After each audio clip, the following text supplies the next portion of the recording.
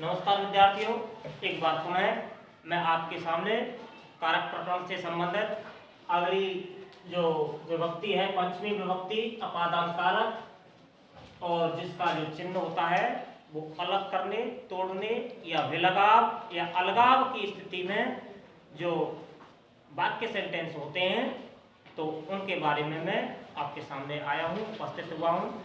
देखिए बच्चों, सबसे पहले इस पंचमी विभक्ति में प्रथम सूत्र आता है और उस सूत्र का नाम है ध्रुवम अपायो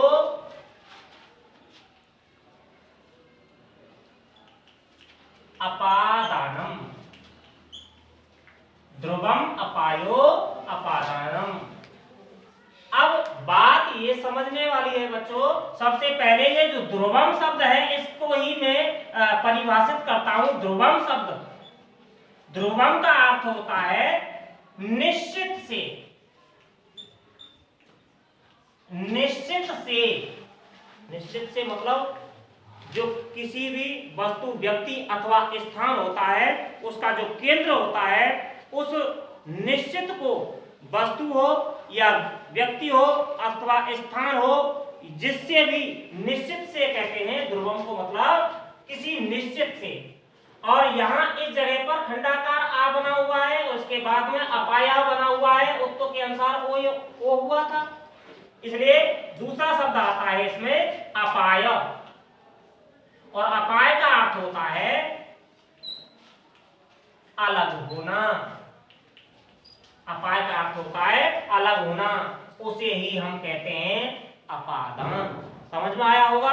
जो निश्चित से जो अलग होता है, अलग होने के भाव में अपादान संज्ञा मानी जाएगी और अपादान संज्ञा में पंचमी विभक्ति का प्रयोग किया जाएगा। जैसे आइए स्पष्ट किया मैंने अच्छी तरह से, तो इसको लिख लेंगे, इस जगह पर लिख दें, जो निश्चित से अलग हो जाए, जो निश्चित आधार से अलग हो, उसकी अपादान संज्ञा होती है। अर्थात जिससे अलग होता है, जिससे अलग होता है, उसमें पंचमी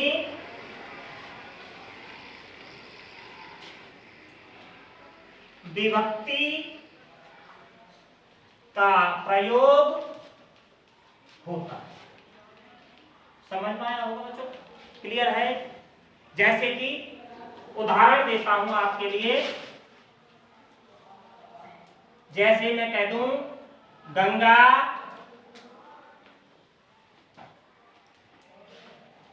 हिमालय से निकलती है। ध्यान रखना बच्चों, वही बात है, यहां गंगा, यहां निकलना, यहां गंगा करता हुआ, जिससे निकलती है अलग हो रही है। इस गंगा से, ये गंगा हिमालय से गंगा अलग हो रही है, अलग होने का भाव है, यही है ध्रुव से अलग होना, निश्चित से अलग होना, अपादान कहेगा। यहाँ हिमालय से गंगा निकल रही है, अलग हो रही है हिमालय से, इसलिए सेंटेंस बन के तैयार होगा, गंगा जिससे अलग हो रही है, हिमालय से हो रही है, पंचमी लगाएंगे, हिमालयात निकलती है, निर्गच्छति। सेंटेंस बन के तैयार हो गया, कोई प्रॉब्लम नहीं। जैसे कि कश्मीर से, जैसे कश्मीर से वितस्ता नदी निकलती है, दूसरा उदाहरण भी दे देता हूं, कश्मीर से वितस्ता निकलती है, बात वही आ रही है, जिससे निकलती है किससे? कश्मीर से। तो सेंटेंस में यहां पंचमी आएगी, क्या करेंगे बच्चों? कश्मीरात। वितस्ता करता हुआ, वितस्ता निर्गच्छति।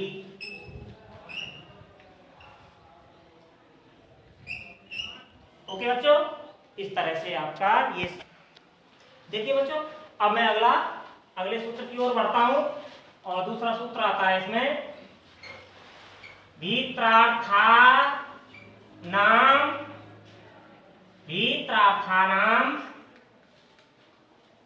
भय हेतु। समझ में आया होगा सुनते ही। भी इस जगह पर शब्द आया है भी, और भी का अर्थ होता है बच्चों भयभीत होना, भयभीत होना। और दूसरा शब्द इधर भी आ रहा है, यहां लिख देता हूं त्रा। त्रा का अर्थ होता है बच्चों रक्षा करना। समझे? तो भी और त्रा अर्थानाम भय और रक्षा के अर्थ वाली, भय और रक्षा के समान अर्थ वाले शब्दों के साथ, यानी जिसमें भय हो अथवा जिसकी रक्षा की जाए, उसमें पंचमी विभक्ति का प्रयोग किया जाता है। तो जैसे मैं यहां लिख भी देता हूं, भय और रक्षा के समान शब्दों के साथ अपादान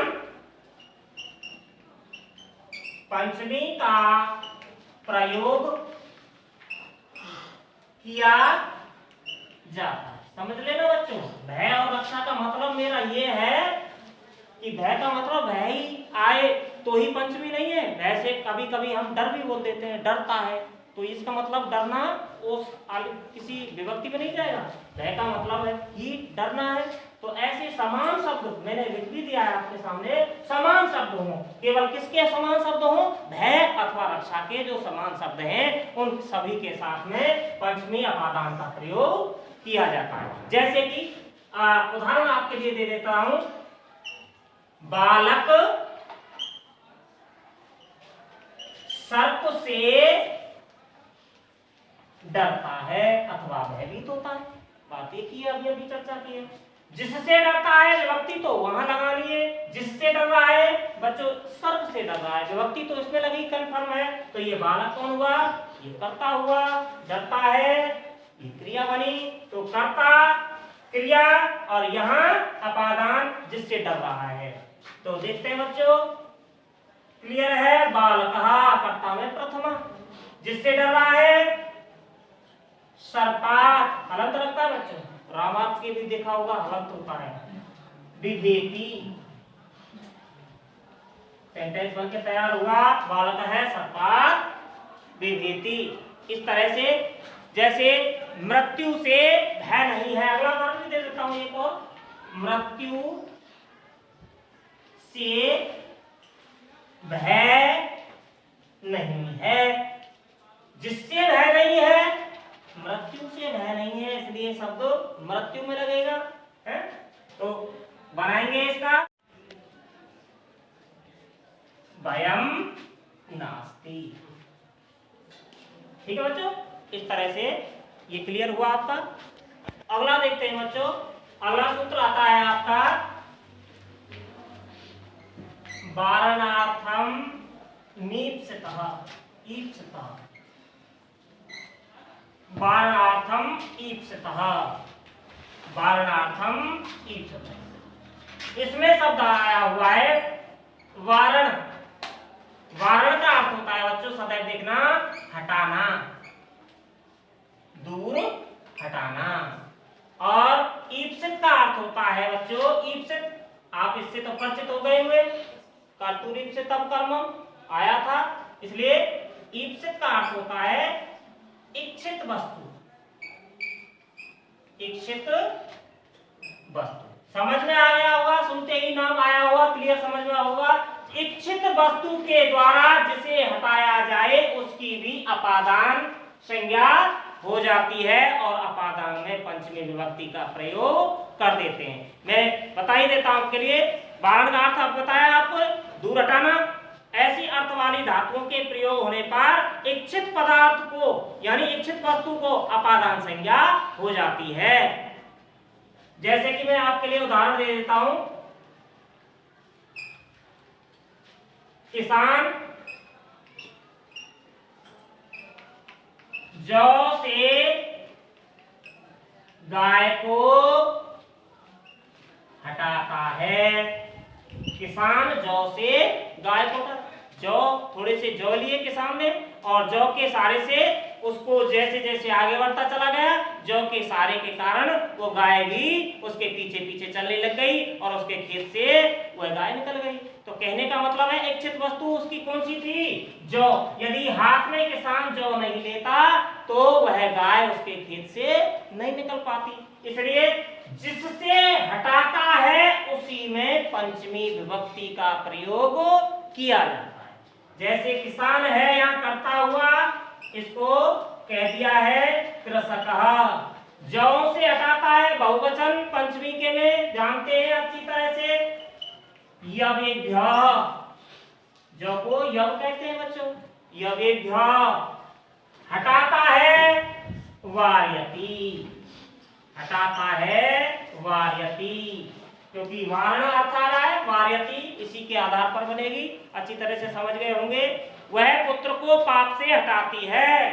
अगला सेंटेंस भी दे देता हूं, वह पुत्र को पाप से हटाती है। किससे हटाती है बच्चों? पाप से हटाती है, पाप से हटाती है। तो वह शब्द स्त्रीलिंग है, समझ जाना। इस क्रिया के आधार पर पहचाना हमने कि तत्शब्द के स्त्रीलिंग का है, ये समझना जरूरी होता है। अनुवाद कार्य में समझना आवश्यक होता है कि वह शब्द पुल्लिंग में भी आता है, स्त्रीलिंग में भी आता है, नपुंसकलिंग में भी आता है, लेकिन ये क्रिया कैसे पता चल रहा है? हटाती है।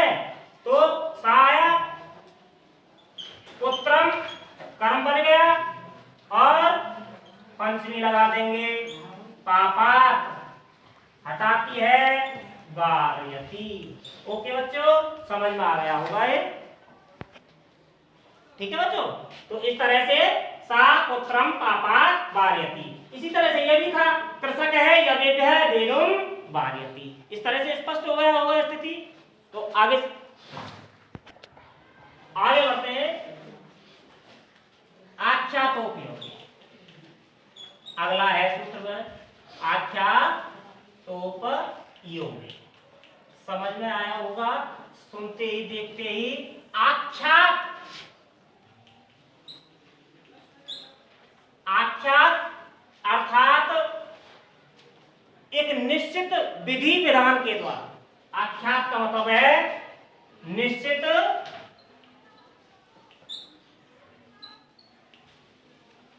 विधि विधान के द्वारा जो विद्या अध्ययन किया जाए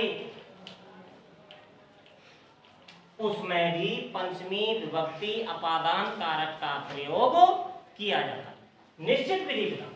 आख्यातोपयोग क्या कहता है? निश्चित विधि के द्वारा, निश्चित विधि विधान के द्वारा नियम पूर्वक विद्या का अध्ययन करने में अपादान संज्ञा होती है। अर्थात जो पढ़ता है, ध्यान लगाना, जो अध्ययन करता है, जो अध्ययन करता है उसमें पंचमी विभक्ति का प्रयोग किया जाएगा। ये भी बता रहे हो, जो अध्ययन करता है उसी में पंचमी विभक्ति का प्रयोग किया जाएगा। जैसे कि मैं आपको उदाहरण दे देता हूं, जैसे वह अध्यापक से पढ़ता है। वह सह अध्यापक से, जिससे पढ़ता है, अभी अभी बताया था, अध्ययन करता है? तो जिससे पढ़ता है किससे पढ़ता है? अध्यापकात्, शिक्षकात्, अध्यापकात्, अथवा कह दूं शिक्षकात् पठति। क्लियर है वो समझ में, जो अध्यापक से पढ़ता है। जैसे कि वो एक उदाहरण और दे देता हूं। कृष्ण आचार्य से पढ़ता है, जिससे पढ़ता है उसी में पंचमी। कृष्ण आचार्यात् पठति। ठीक है बस। बच्चों अगला है जनकर्तुम प्रकृति। बहुत ही सरल है। जन का अर्थ होता है, ध्यान दे लेना बच्चों, उत्पन्न होना। जन का अर्थ होता है उत्पन्न होना, अर्थात जिससे उत्पन्न होता है उसकी प्रकृति में। प्रकृति यहां लिखा हुआ है, जन धातु से बनने वाली जो क्रियाएं होती हैं, उनसे सेंटेंस बनते हैं, उनकी प्रकृति में अपादान पंचमी का प्रयोग हुआ। प्रकृति का मतलब होता है मूल स्थान। ध्यान दे लेना बच्चों, प्रकृति का अर्थ होता है, क्लियर कर देता हूं, मूल स्थान। जो मूल स्थान होता है, जिस वस्तु का जो मूल स्थान होता है उसे हम प्रकृति कहते हैं, और जिस मूल स्थान से जो उत्पन्न होता है उसमें पंचमी जन धातु का प्रयोग होना चाहिए, जन धातु की क्रिया आनी चाहिए। तो ऐसी स्थिति में पंचमी अपादान का प्रयोग किया जाएगा। जैसे कि मैं एक उदाहरण के तौर पर आपको समझा दूं, गोबर से बिच्छू उत्पन्न होता है। यहां मूल स्थान देखिए, मूल स्थान कौन सा है बच्चों? गोबर। उत्पन्न कौन हो रहा है? बिच्छू उत्पन्न हो रहा है। तो मूल स्थान से ये उत्पन्न हो रहा है। यहां भी मैं समझाने के प्रयास कर रहा हूं, प्रकृति में, प्रकृति अर्थात मूल स्थान में ही क्या आएगी? पंचमी अपादान का प्रयोग होगा। तो इस तरह से गोबर से, इसलिए पंचमी आएगी गोमयात्। गोमयात् वृक्ष का।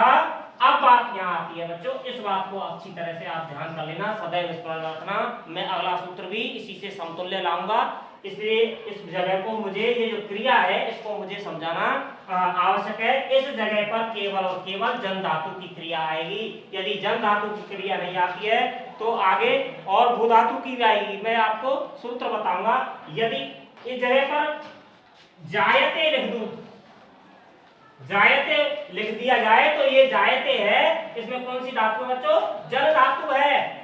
इसका अर्थ मैंने अभी बता दिया, उत्पन्न। जायते में जन धातु है, जिसका अर्थ होता है उत्पन्न। यदि जन धातु की क्रिया होगी तो सेंटेंस किसके अनुसार बनेगा बच्चों? जनकर्तुम प्रकृति के हिसाब से। प्रकृति को भी स्पष्ट किया, मूल स्थान से जो उत्पन्न होता है, जो उत्पन्न होता है, जिससे उत्पन्न होता है, उसमें ही कौन सी आती है बच्चों? पंचमी अपादान आती है बच्चों।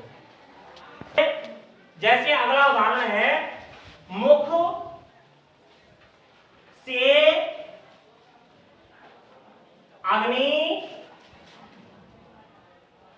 उत्पन्न होती है, उत्पन्न होती है। मुख से अग्नि जिससे उत्पन्न होती है, तुम्हें ये टारगेट करना है, मुख से, इसलिए मुख में ही पंचमी का प्रयोग होगा बच्चों। मुखात्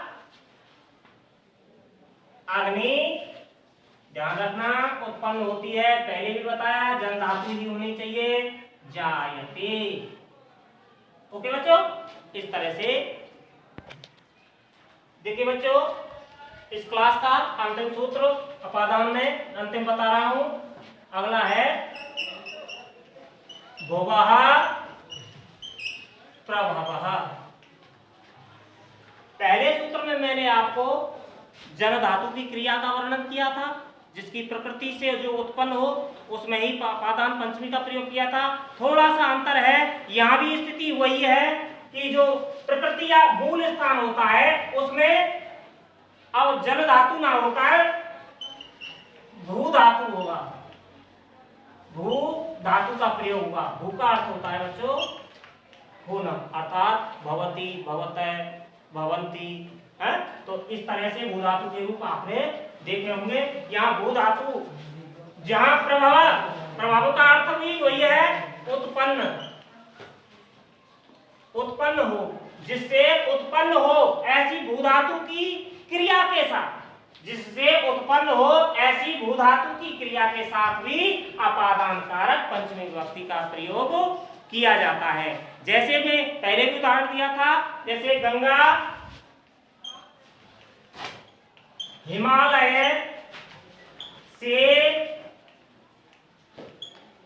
निकलती है, सेंटेंस को वहां भी बनाया था, यहां भी बनाया है, लेकिन अंतर थोड़ा सा है, ध्यान दे लेना। जिससे निकलती है हिमालय से, सेंटेंस तो वही आया, गंगा